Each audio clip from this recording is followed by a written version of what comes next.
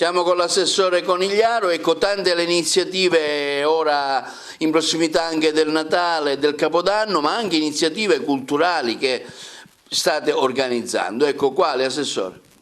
Ma innanzitutto io da quando mi sono insediato circa 2 mesi fa ho iniziato subito un lavoro di programmazione per lo sviluppo culturale della città. All'interno di questa azione c'è stato un primo incontro importante e fondamentale tra il soprintendente, il comandante della Capitaneria di Porto Empedocle, il sindaco, i nostri uffici tecnici.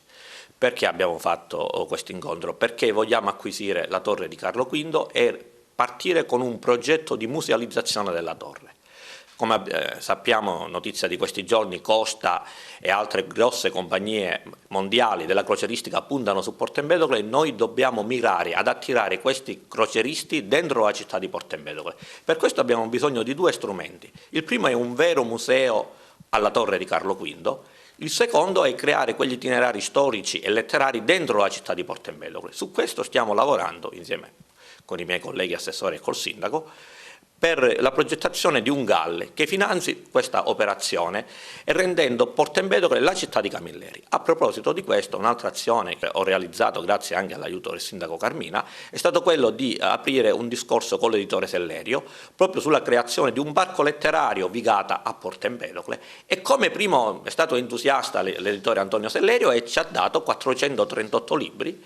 Una buona parte sono in diverse copie, tutti i romanzi della Sellerio di Andrea Camilleri.